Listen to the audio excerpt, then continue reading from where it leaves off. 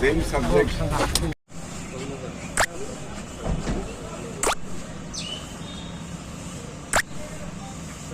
দেখা যাচ্ছে বরজলা বিধানসভা কেন্দ্রের বিধায়ক ডাক্তার দিলীপ কুমার দাস উনিও বেরিয়ে আসছেন বৈঠক সেরে, মুখে চড়া হাসি।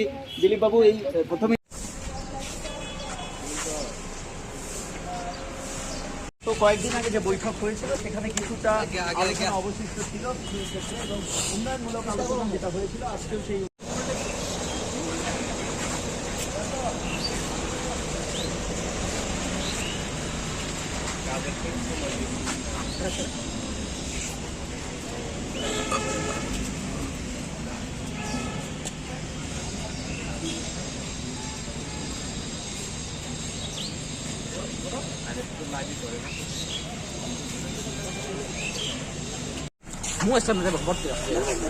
সামনে দাঁড়াবি।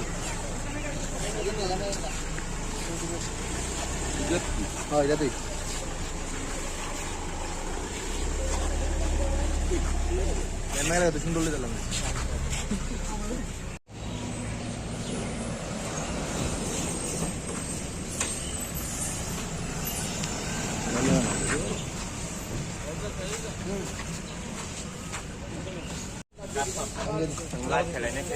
ওটাকে আছে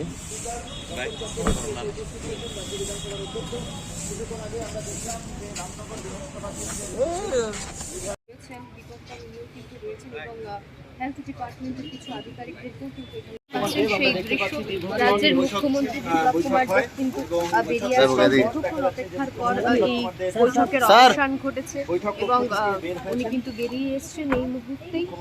আপনারা যেমনটা দেখতে পাচ্ছেন, এই বৈঠক এই মুহূর্তে দাঁড়িয়ে বলাই যায় যে একদম শেষ হয়েছে। দীর্ঘ 3-3.5 বৈঠকে যোগ দিতে চলে এসেছেন বিজেপির রাজ্য সভাপতি ডাক্তার মানিক সাহা। আপনি দেখতে পাচ্ছেন মানিকবাবু গাড়ি থেকে নামছেন। বিজেপির রাজ্য সভাপতি ডাক্তার মানিক সাহা উনি বৈঠকে যোগ দেওয়ার জন্য আসছেন। মানিকবাবু, হঠাৎ করে আরও এক দফা সম্প্রতি তো গত কয়েকদিন আগে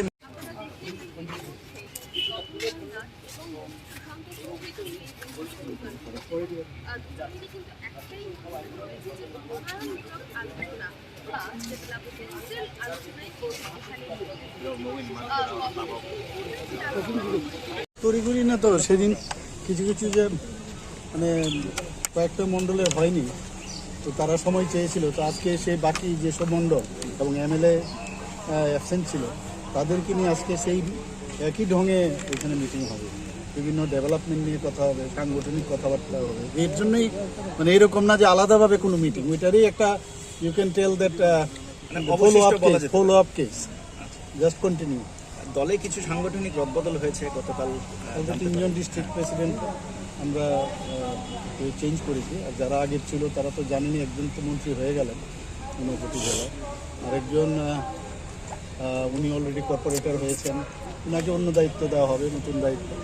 আরেকজন যিনি আছেন তিনিও জেনারেল সেক্রেটারি ছিলেন। তো সেইভাবে আমরা বিভিন্ন জায়গার মধ্যে ওনারও যে ওখানকার প্রেসিডেন্ট ছিলেন সিপাহীজলা নর্থে, উনি এখন মিউনিসিপ্যালিটি যে ওখানকার বিশালগড়ের আছে, বিশালগড়ের চেয়ারম্যানের কর্মকার। তো সেইভাবে আমরা সব জায়গায় অ্যাডজাস্ট করছি, কাউকে বাদ দিয়ে আমাদের ভারতীয় জনতা পার্টিতে হয় না। তো সবাইকে নিয়ে বিভিন্ন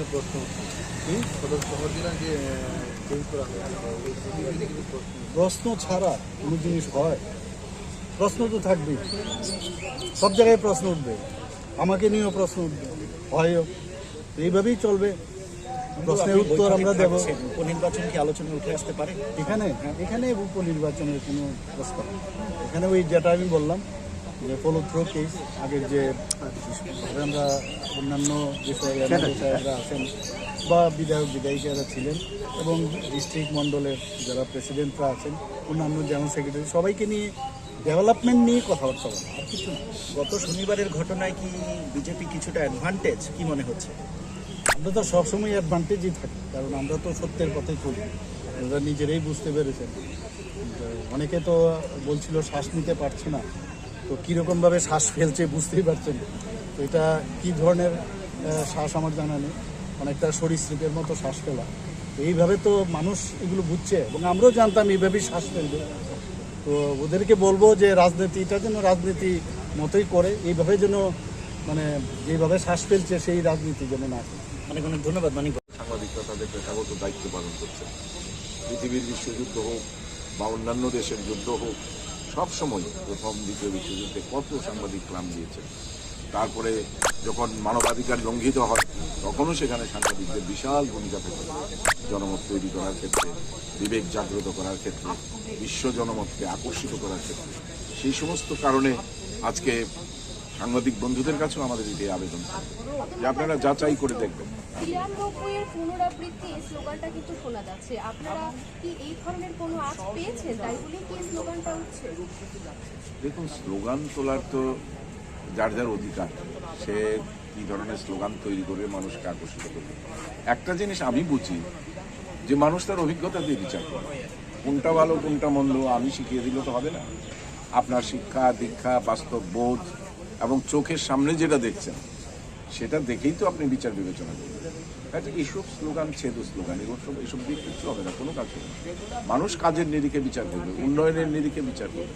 দেখুন, ঈশ্বরও তো সবার চাহিদা মেটাতে পারে। আপনি সবাই তো কোনো না কোনোভাবে ঈশ্বরের সামনে গিয়ে একটা প্রার্থনা করি, কিন্তু সব প্রার্থনা তো পূরণ হয় না, কারণ তার পরীক্ষা দিতে হয় দীর্ঘ সময় ধরে। আমি আমার ছেলে মেয়েকে মানুষ করতে চাই, ডাক্তার করতে চাই, ইঞ্জিনিয়ার করতে চাই, হে ঈশ্বর আমাকে দেখো, হে গুরুদেব, হে প্রভু দেখো যে তার জন্য তো আমাকে দীর্ঘদিন ত্যাগ তিতিক্ষার মধ্য দিয়ে অগ্রসর হতে হবে এবং সেটা করে একটা সফলতার মুখ আমি দেখব। তো এখানে 25 বছর মানুষ অনেক ত্যাগ, অনেক প্রচেষ্টা, অনেক চেষ্টা করেছে, অনেক অপমানিত হয়েছে, অনেক চোখের জল ফেলেছে, কিন্তু কোনোভাবেই হয়নি। এক জায়গায় দোস্তি, এক জায়গায় কুস্তি, এই চলেছে বারবার। এবং শুধু তাই না, মানুষ যখন আক্রান্ত হয়েছে, খুন হয়েছে, দেশ ছাড়া হয়েছে, রাজ্য ছাড়া হয়েছে, ধর্ষিতা হয়েছে, তখন নেতাদের দেখা পাওয়া যায়।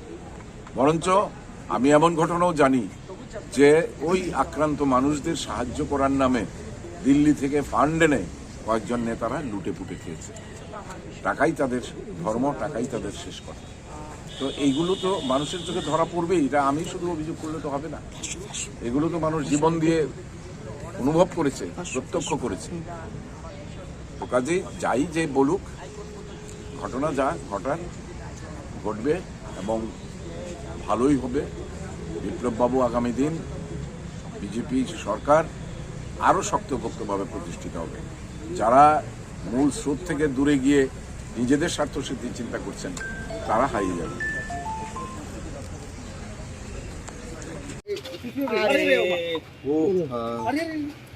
ওটা তার জন্য, কারণ কি ওই দিন সমস্ত এমএলএদেরকে ডাকা হয়েছিল, মন্ডল প্রেসিডেন্ট, ডিস্ট্রিক্ট প্রেসিডেন্ট, প্রভারী, কনসার্ন ডিপার্টমেন্টের যারা অধিকারী রয়েছেন ডেভেলপমেন্টের ইস্যুর উপর।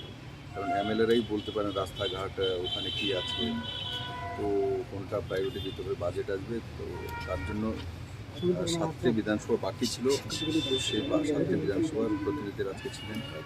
আমাদের কাছ থেকে সমস্ত ডিটেলস নেওয়া হয়েছে। আগামী দিনগুলিতে সেগুলোকে ডেভেলপ করার জন্য পিডব্লিউডি, আরডি, কর্পোরেশন যেটা আগরতলা রয়েছে, সেগুলো মিলে যাতে কাজগুলি করতে পারে মানুষের সুবিধার্থে, তার জন্যই তাদেরকে ডাকা হয়েছে বিশেষত। স্যার, ভিশন ডকুমেন্টে দেওয়া প্রতিশ্রুতি কতটা সম্পন্ন হয়েছে আপনার কি মনে হয় ব্যক্তিগত? দেখুন, ভিশন ডকুমেন্টসের জন্য আমরা অলরেডি আমি রিভিউ মিটিং নিয়ে নিচ্ছি। ভিশন ডকুমেন্টসের মোটামুটি তো 80% 90% হয়ে গেছে, এর চেয়ে তো অনেক বেশি কাজ হয়েছে। ভিশন ডকুমেন্টসে অনেক কিছু প্রতিশ্রুতি ছিল না। ঘরে ঘরে জল দেবো, অটল জল দ্বারা মিশনে এত বড় প্রজেক্ট ভিশন ডকুমেন্টস ছিল না। প্রধানমন্ত্রী আবাস যোজনা এনে আমি 2 লাখ 2.5 লাখ ঘর দেবো ভিশন। তারপরে আগরতলা এয়ারপোর্টের 4 লেন করবো, ভিশন ডকুমেন্টস ছিল না। আগরতলা থেকে চোরাবাড়ি পর্যন্ত 4 লেন রোড হবে, ভিশন ডকুমেন্টস ছিল না। মন্দির ঘাট থেকে রোড হবে 50 কোটি টাকা, ছিল না। ছামনো থেকে গন্ডাছড়া রস্যাবাড়ি হয়ে সাবরুম পর্যন্ত রোড যাবে 1000 কোটি টাকার উপরে, ডিপিআর তৈরি, ভিশন ডকুমেন্ট ছিল না। এয়ারপোর্ট প্রস্তাব পাঠিয়েছি নতুন করে কৈলাসহরের জন্য, আগরতলা এয়ারপোর্টের মতো বড় এয়ারপোর্ট, এইসব ভিশন ডকুমেন্ট ছিল না। এমন ভিশন ডকুমেন্টসের চাইতে অনেক বেশি কাজ সরকার করেছে। তার মানে ফেরত আমার কাছে সব মুখস্থ আছে, কারণ আমি রিভিউ করি, সব ডিপার্টমেন্ট দেখি। তো ভিশন ডকুমেন্টস মোটামুটি সব কিছু হয়ে গেছে। বাকি 2-3টে বিষয় রয়ে গেছে। একটা হচ্ছে 2000 টাকা করা ভাতাটা একটা বড় বিষয়, যেটার মধ্যে কমসে কম 500-700 কোটি টাকা লাগবে রাজ্য সরকার রেকারিং, এটা ওয়ান টাইম না, রেকারিং একবার দিয়ে গেলে এটা আবার কন্টিনিউ লাগবে। একটা কথা খেয়াল রাখা হচ্ছে ত্রিপুরা মানুষের যে 4 লাখ 4.5 লাখ যে ভাতাদারি আছে, এগুলো পুরনো সরকার থাকতে কিন্তু একদিনে আসেনি। কত বছর এসছে? কমসে কম 30 বছর এসছে। 10,000, 5,000, 15,000, 20, 25, 40 এমন করতে করতে বাড়তেছে। আমরা যখন এসছি আমরা এই যুগে সবগুলোই যে মানুষের এবার বিশ্বাস আছে আমাদের সরকারের উপরে বা এই দলের উপরে, বারবার ভিশন ডকুমেন্টসের বিষয়ে বলে যে পুরনো সরকার থাকাকালীন আমি শুনিনি তাদের ম্যানিফেস্টোর বিষয়ে 1 মাস পরে কোনো পত্রকার জিজ্ঞাসা করে আমাকে কেউ দেখাতে পারে ইন্টারভিউতে যে তাদের ম্যানিফেস্টোর বিষয়ে তাদের মুখ্যমন্ত্রী তৎকালীন মুখ্যমন্ত্রীকে কেউ জিজ্ঞাসা করেছে, কারণ তাদের ম্যানিফেস্টোতে কিছু ছিলই না। ম্যানিফেস্টোটা হতো, কেন্দ্র দেয় না, কেন্দ্র দিচ্ছে না, এটা সব আমি দেখেছি ওনাদের ম্যানিফেস্টো, এতটা ছোট পাতলা একটা বই, তার মধ্যে শুধু আরোপ লাগানো। ওরা কি করবে, ওদের কি ভিশন, এগুলো নেই। আমরা তো 2047 পর্যন্ত কী করবো তার ভিশন তৈরি করে ফেলেছি। তো স্বাভাবিকভাবে ত্রিপুরার মানুষ বোঝে, জানে রাজ্য কোন দিশাতে যাচ্ছে।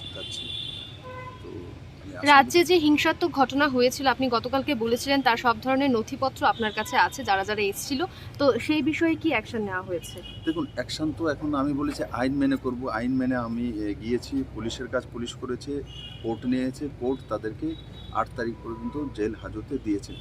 তো আইন মেনে কাজ করব, তো আইন মেনে কাজ করেছি। তো জজ সাহেব তো পাঠিয়েছে জেলেতে, এবার বলেছে জেলে এদেরকে জিজ্ঞাসাবাদ করা। এবার পুলিশ ইনভেস্টিগেশন করবে কোথা থেকে এই পেট্রোল বোমা আনলো, ত্রিপুরাতে তো হতো না, এই সেন্স তো নেই, এই বুদ্ধিদাতাকে এই যুগে সবগুলোকে 1000 করতে হয়েছে। এক যুগে একটা প্রেশার পড়েছে সরকারের উপর, মোদিজি না থাকলে সেটা আমাদের সম্ভব ছিল না। এটাকে আমি কোথা থেকে আনবো?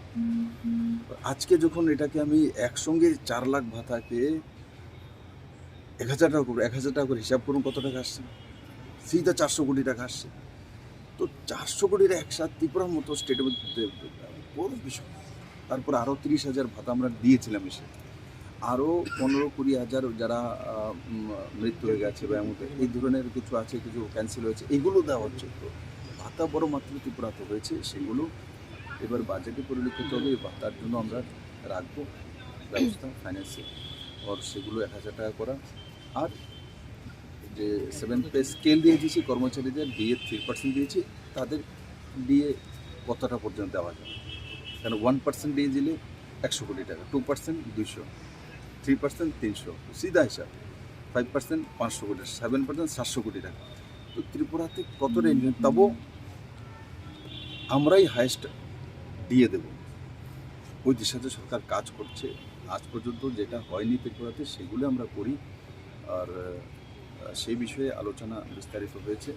বিজেপির কাছে কিছু বাকি নেই, ওনাতে মান্যতা দিচ্ছে এবং বিজেপি দলের তরফ থেকে এই কথাটা বলা হচ্ছে যে কংগ্রেস তাদেরকে অক্সিজেন যোগাচ্ছে। তবে কি এই যে প্রতিদ্বন্দ্বিতার যে লড়াইটা সেটা আরো বেশি কঠিন হতে চলেছে 23-এ? দেখুন, প্রতিদ্বন্দ্বিতা কঠিন হবে না, লড়াই তো লড়াই, কঠিন সোজা আমি মানি না।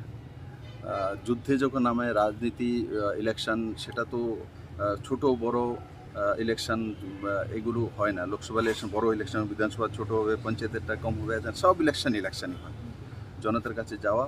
আর বাকি যেটা বলছেন যে সিপিএম কংগ্রেস এরা এইগুলো 2018-তে সরকার হওয়ার পর থেকে যতগুলি ইলেকশন হয়েছে, লোকসভা ইলেকশনও আমি দেখেছি একত্রিত হয়েই করেছে। তারপরে যতগুলি ইলেকশন হচ্ছে, তো তার জন্য আমাদের যে ওখানে এদের থেকে এখানে ভোট শিফট হবে কোনো অঙ্কগণিত মেলে না, কারণ এগুলো অলরেডি হয়ে গেছে প্রমাণিত। এই শিফট হওয়ার পরেও কোনো কিছু হয় না। লোকসভাতে হারানোর চেষ্টা হয়েছিল শিফট করে, যিনি কংগ্রেসে চলে গেছেন উনিই করেছেন সব কিছু, ও তো ফেলিউর হয়েছেন। তখন 25% কংগ্রেসের ভোট হয়ে গেছে, হঠাৎ করে 1.5% 25% ঠিক কোথা থেকে এসছে সে অঙ্কগণিত করে নি। আবার যখন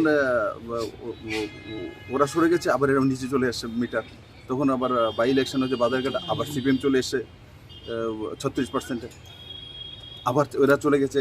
তো এটা ফ্লেক্সিবল, হয়তো ফ্লেক্সিবল কারা করে, আমি এগুলোই রাজনীতি করি না। আর দীর্ঘ সময় ত্রিপুরাতেই বোঝাপড়া রাজনীতি করেছিল, তার কারণে ত্রিপুরাতে কোনো দিন চেঞ্জ হতো না। 25 বছর লাগাতার সরকার ছিল, ডেভেলপমেন্টের নামও ছিল না। আজকে ত্রিপুরা নতুন গতি নিয়ে চলছে, ডেভেলপমেন্ট হচ্ছে, মানুষ দেখছে, মানুষ তার উপরে দাঁড়িয়ে নির্ণয় নেবে। এবং যতবার ইলেকশন হয়েছে এই সবগুলো হয়েছে, কিন্তু সবগুলো ইলেকশন ভারতীয় জনতা পার্টি জিতেছে। লাস্ট যে সিভিক লোকাল বডি ইলেকশন হলো, আরবান বডি, প্রত্যেকটা জায়গায় ভারতীয় জনতা পার্টির একচ্ছত্র জিত হয়েছে।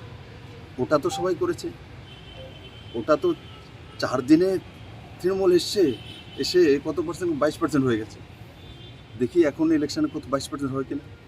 ও যাদের একবার এদিকে যায় এরাই এগুলো এদিকে করে।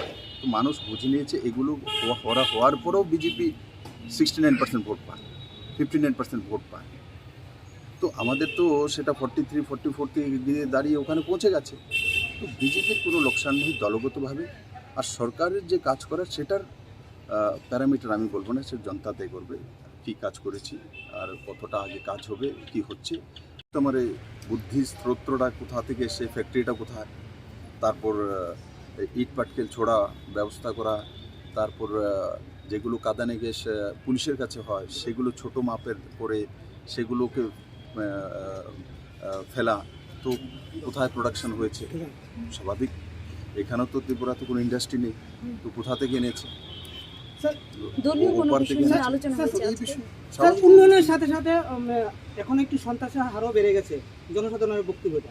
আর কোন জনসাধারণ বলেছে, ত্রিপুরা জনসাধারণের কোন জনসাধারণ বলেছে ভাই, ইদানিং যে সব ঘটনা কে হচ্ছে, বলেছে বলুন এক না জনসাধারণ না, না। ইদানিং যেসব ঘটনা হয়েছে সেটার পরিপ্রেক্ষিতে কে বলেছে বলছি, বলুন ভাই। হেলমেট বাহিনী বলে একটা প্রচার হয়ে গেছে যে হেলমেট বাহিনী সব জায়গাতে আক্রমণ করছে রাজনৈতিকভাবে, রাজনীতি যেখানে সভা হচ্ছে সেখানেই হচ্ছে। তো আমার কথা হয়েছে, একটা হেলমেট বাহিনী এখন পর্যন্ত গ্রেপ্তার করা হয়নি কেন? হেলমেট বাহিনীকে কে প্রশ্রয় দিচ্ছে, তার পেছনে কে আছে? কোন হেলমেট তো ত্রিপুরাতে যারাই বাইক চালাবে তাকে হেলমেট পরতে হবে। তো কেউ যদি বলে এটা হেলমেট বাহিনী হয়ে গেছে, আমিও যদি বাইক চালাই আমি হেলমেট চালাবো, হেলমেট লাগিয়ে চালাবো। বিনা হেলমেটে বাইক চালানো সেটা হচ্ছে আইন অমান্য করা। এখন হেলমেট পরে কেউ কলেজ যাবে, কেউ স্কুলে যাবে, কেউ